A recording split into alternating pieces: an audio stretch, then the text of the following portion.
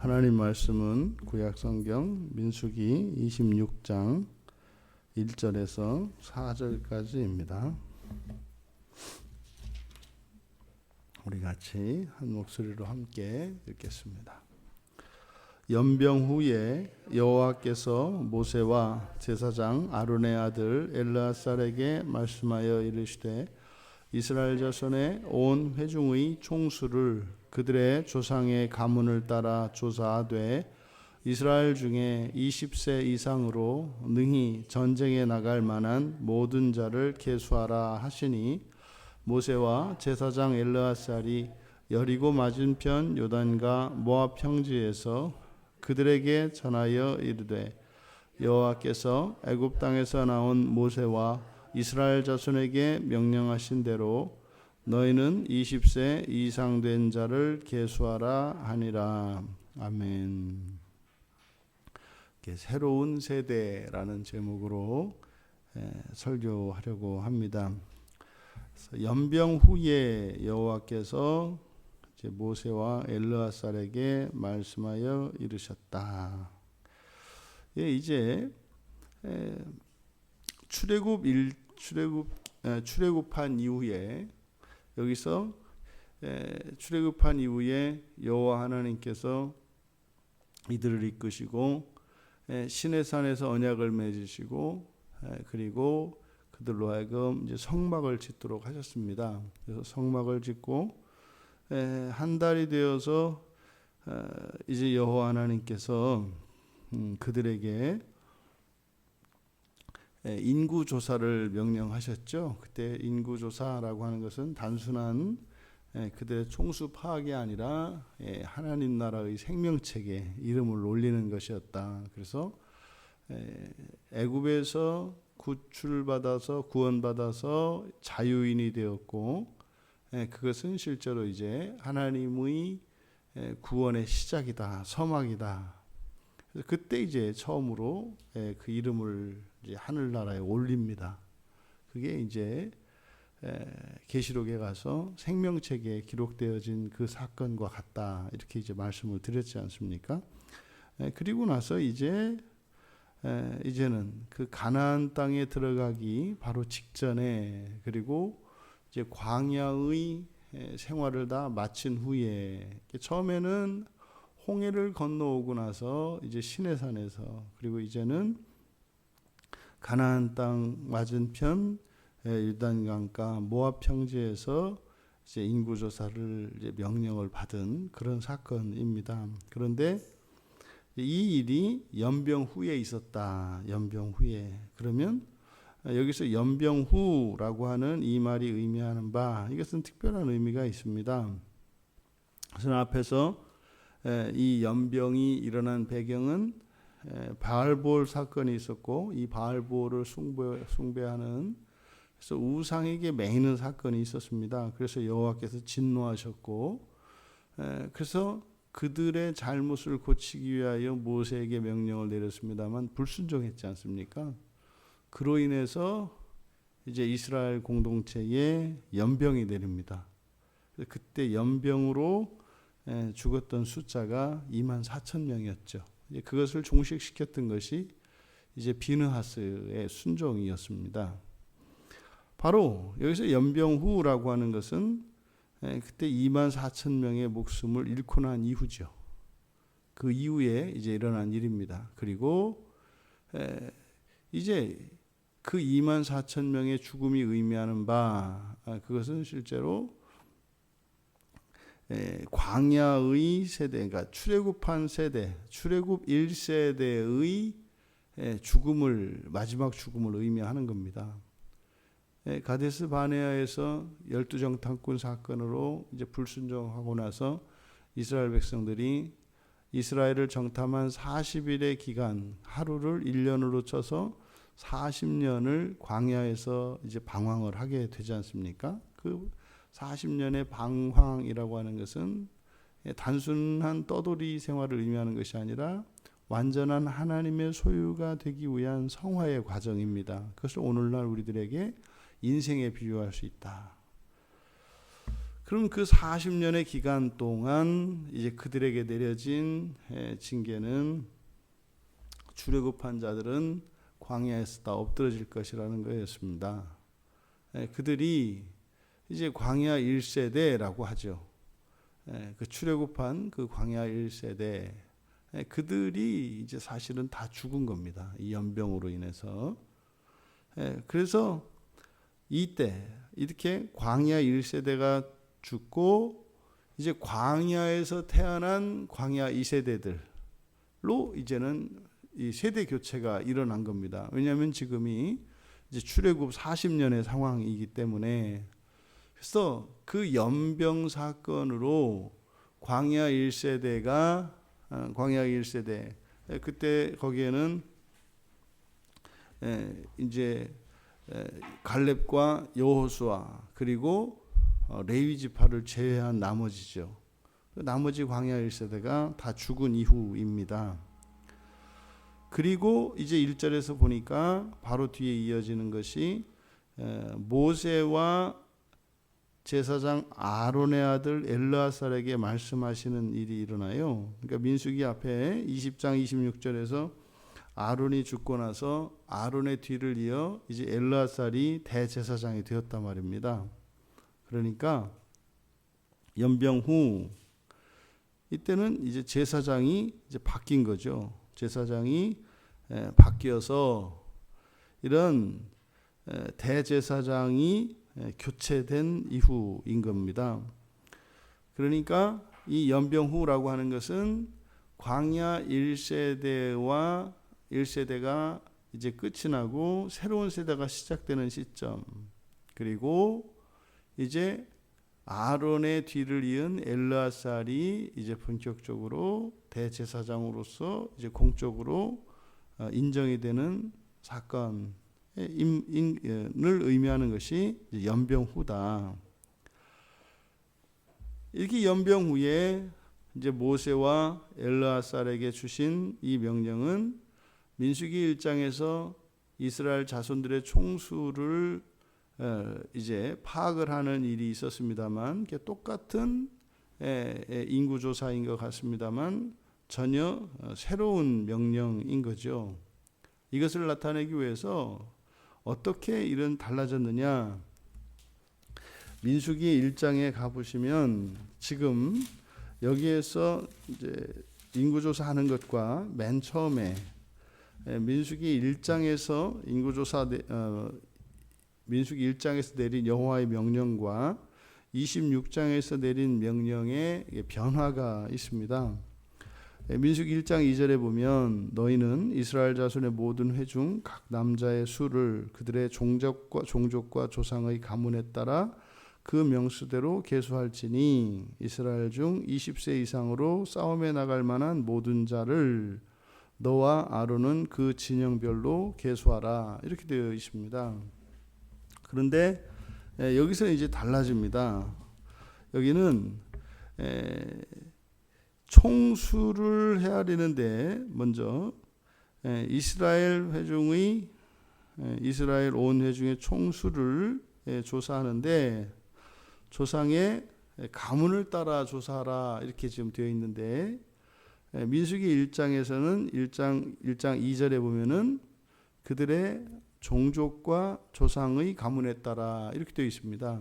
그러면 여기에는 이제 종족이 빠져 있어요. 가문으로 되어 있다. 가문을 따라 조사하라고 되어 있다. 이때 조사하다, 이거는 나샤 똑같습니다. 그리고 강조점이 이제 바뀝니다. 강조점이. 그래서 20세 이상 전쟁에 나갈 만한 자, 이것이 여기서는 이제 강조가 돼요. 그러니까 지금 우리말 성경에는 이 부분이 잘 나타나 있지 않거든요. 그래서 민수기 26장 2절에 보면은 온 회중의 총수를 조상의 가문에 따라, 이제 종족이 빠졌어요. 종족과 가문에 따라 해서 종족이 빠지고 조사하되 이스라엘 중에 20세 이상으로 능히, 그래서 20세 이상으로 한 내용이 뒤로 똑같이 가 있어요. 민수기 1장과 마찬가지로. 그런데 원문에는 20세 20세 이상으로 전쟁에 나갈 만한 자, 이게 앞으로 나와 있어요. 이게 강조되어 있거든요. 그러니까 민수기 1장에서 내려진 명령과 민수기 26장에서 내려진 이 명령의 차이, 또 하나의 차이는 바로 20세 이상으로 싸움에 나갈 만한 자, 요 내용이 앞으로 와 있어서 강조가 되고 있습니다. 그러니까 여기서 20세 이상으로 전쟁에 나갈 만한 자라는 게 누구입니까? 이들은 바로 광야에서 태어난 새로운 세대를 가리키는 말이라고요. 새로운 세대를. 민수기 1장에서는 애굽에서 나온 사람들, 출애굽한 사람들을 말하는 것이고, 그때 20세 이상이기 때문에 출애굽한 이후 1년 남짓 그 사이에 태어난 아이들은 포함이 안 돼요. 출애굽하기 이전에 태어난 사람들, 그래서 출애굽 세대에 대한 인구 조사라면 지금 여기에서 이루어지는 이 인구 조사는 광야 2세대, 즉 새로운 세대들에 대한 인구 조사다. 이게 다르다는 겁니다. 그런데 이것이 어떻다? 20세 이상으로 전쟁에 나갈 만한 모든 자라는 말이 앞으로 나와서 강조되고 있다. 왜 그럴까요? 이러한 변화. 먼저 이 종족이 빠지고 그냥 조상의 가문에 따라 인구 조사를 하라고 한 것. 이때 종족은 가족이라고 우리가 말씀을 드렸습니다. 가족들과 가문에 따라 이렇게 되어 있는데 26장에서는 조상의 가문을 따라 이제는 조사하라 이렇게 되어 있어요. 그러니까 종족은 빠지고 가문 단위로 이제 통합되고 확장된 것을 알 수 있습니다. 그리고 총수에 대한 이 인구조사가 그냥 단순한 사람들의 이름이 아니라 20세 이상의 사명 중심의 인구조사로 바뀌었다는 거죠. 그러니까 이제 가나안 땅에 들어가기 위한 새로운 세대에 대한 인구조사, 방명록인데 그 명단이죠. 그 명단을 작성하는데 그 강조점이 다르다는 것, 그리고 기록되는 것이 가문별로 파악이 되고 있다는 것, 이것이 좀 영적으로는 특별한 의미가 있습니다. 우리가 오늘날은 이렇게 개인주의적인 사고를 가지고 신앙생활을 하고 살아가기 때문에 우리들이 그것을 잘 모르죠. 가문의 의미, 심지어는 이제 가족 개념조차도 지금은 그냥 각 개인으로 이렇게 와야 되는 이런 시점이기 때문에 이러한 가문 중심의 가문이면 저 같은 경우 이제 김씨니까 김씨 가문을 이야기하는 거라고요. 그래서 김씨 가문으로 묶이는 거죠. 이것은 사실 이제 구원과도 관련된 매우 중요한 문제다. 지금 여기에 모세가 이 사건을 기록할 때 감회가 새로웠을 겁니다. 왜냐하면 맨 처음에 민수기 1장에서 여호와께서 주신 이 인구조사 명령의 그 의미를 온전히 깨닫지 못했다고요, 모세가. 왜요? 그것은 단순한 인구 파악이 아니라 바로 하나님께 그 이름이 올려지는, 하늘나라에 그 이름이 올려지는 그러한 사건이었고 온전히 순종하지를 못했습니다. 근데 이제는요, 그 의미를 깨달은 거죠. 이제는 아는 겁니다. 그때하고 지금하고 이제 근 40년, 39년의 시간의 장벽이 있습니다만 그 사이에 모세에게 많은 변화가 있었죠. 많은 깨달음이 있었고 이제는 정말 하나님의 사람으로서 그 이전에 비해서 비교할 수 없을 정도로 많이 다듬어졌고 온전해졌죠. 그리고 이제 다시 이제 새로운 세대들의 명단을 하나님께 올리는 일을 할 때 바로 과거에 있었던 그 사건을 떠올리지 않을 수가 없었을 거다. 그때와 지금 자기 자신 안에 일어난 변화. 근데 그뿐만 아니라요. 지금 모세의 눈앞에 있는 이들은 다른 사람들입니다. 맨 처음 홍해를 가르고 떠나왔던 이들은 다 죽었습니다. 지금 모세의 눈앞에 있는 사람들은 광야에서 태어난 새로운 세대들입니다. 그러니까 매우 젊은 사람들이죠. 청년들입니다. 대부분 다 청년들입니다. 그들과 함께 지금 이 하나님 나라의 백성들을 준비하는 인구조사를 하고 있습니다. 이때 여기서 3절에 모세와 제사장 엘르아살이 하면서 모압 평지에서 그들에게 전하여 이르되, 이제 뭐 우리말 성경에는 이걸 어떻게 나타낼 수가 없는데, 뭐 외국어에는 특히 뭐 이 히브리어나 헬라어나 뭐 또 영어나 이런 언어에는 동사가 단수형이 있고 복수형이 있어요. 또 인칭도 있고 말이죠. 근데 여기서는 지금 주어가 모세와 제사장 엘르아살 복수입니다. 두 사람이잖아요. 두 사람이 이렇게 할 때는 두 사람이 어떤 일을 하는지 한 사람이 하는지 말을 다르게 한다고요.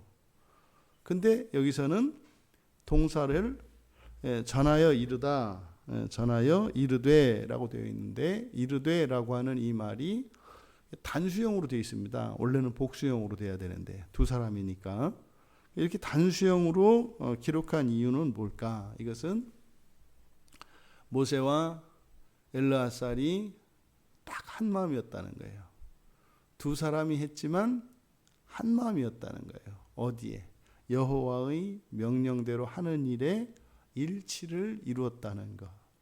그러니까 지금 민수기 26장에서 인구조사에 대한 이 사건을 기록하면서 모세가 하고자 하는 바, 새로운 세대를 인구조사하는 이 과정에 있어서는 제사장 엘르아살과 모세가 완전한 일치를 이루었다는 것. 이전에 맨 처음에 출애굽 세대를 인구조사할 때와는 많이 달라졌다는 것. 그것을 지금 모세가 여기에 강조하고 있습니다. 그리고 이렇게 모세 자신이 지난날의 잘못, 지난날의 이런 실수를 깨닫고 새롭게 변화되어진 것처럼 또 새로운 세대가 준비되어 있다는 사실입니다. 그렇다면 우리는요, 뭐 그럼 우리는 죽고 우리의 자손들이 꼭 새로운 세대로 이어가야 되느냐? 아니죠. 우리는 십자가에서 그리스도와 함께 죽을 수 있습니다. 사실은 우리가 세례를 받는 순간 광야 1세대가 사실은 죽어야 되는 거거든요. 세례를 받는 순간 십자가에 우리를 예수 그리스도와 함께 못 박고 이제 그 이후로 우리는 새로운 세대로 사실은 살아야 되는 겁니다. 근데 그때 세례를 받을 때 안 죽으면 사는 동안 이제 죽는 과정이 되는 거예요. 사는 동안이. 그러니까 우리는 단순히 이렇게 나이를 가지고 또 부모와 자식을 가지고 새로운 세대, 옛세대를 구분할 것은 아니다. 만약에 오늘 이 시간 우리가 여기서 그리스도와 함께 십자가에 못 박혀 죽는다면 우리의 인생이 변화한 거죠. 사람이 변할 뿐만 아니라 우리들은 사람은 그대로 있지만 인생이 바뀔 수도 있는 거죠. 그러니까 여기서는 옛 세대와 새로운 세대로 정확하게 죽음으로 이렇게 구분이 되고 있습니다만, 오늘날 우리들에게 적용할 때는 새로운 세대 또는 새로운 인생 이렇게 구분이 되는 거죠. 옛 세대, 새로운 세대, 또 옛 인생, 새로운 인생으로 구분될 수 있는 겁니다. 그리스도인 가운데는 새로운 세대로 새로운 인생을 살아가는 사람이 있을 수 있고, 그리스도인임에도 불구하고 옛 세대로서 옛 인생을 살아가는 사람이 있을 수 있다. 그럼 우리의 자녀들이 다 무조건 새로운 세대이고 새로운 인생을 살아갑니까? 그렇지 않거든요. 우리의 자녀들이라 할지라도 옛세대에 포함된 옛인생을 살아갈 수가 있는 거예요. 단순히 신앙이 대를 물려진다 그래서 그것이 옛세대에서 새로운 세대로 바뀌는 것은 아니다. 중요한 그 분기점은 무엇이에요? 죽음입니다. 죽음. 자기 죽음이죠. 지금 모세와 엘르아살이 하고 있는 새로운 세대에 대한 인구조사. 이제 우리가 옛세대가 아니라 새로운 세대에 속할 수 있게 되기를 바랍니다. 그것은요, 지난날의 우리의 죄와 허물을 깨닫고 그것을 회개함으로 새롭게 변화되어 가는 삶입니다. 그렇게 새로운 세대로 새로운 인생을 살아가시는 우리 모두 되시기를 주님의 이름으로 축원합니다. 존귀하신 하나님께서 저희들의 이름을 불러주시고 저희들을 찾아와 주셔서 예수 그리스도를 나의 주님으로 영접하고 주님과 함께 새로운 세대로 영원한 그 나라를 준비하는 인생으로 이끌어 주신 것을 믿으며 감사합니다. 이 세상을 사는 동안도 광야에 살았던 옛 세대의 옛 인생이 아니라 이제 십자가의 나를 못 받고 주님과 함께 다시 살아난 새로운 세대로 새로운 인생을 살며 주님께서 이 땅에 이루실 그 나라를 준비하는 저희들 모두가 되게 하옵소서. 감사하며 예수님의 이름으로 기도하옵나이다. 아멘.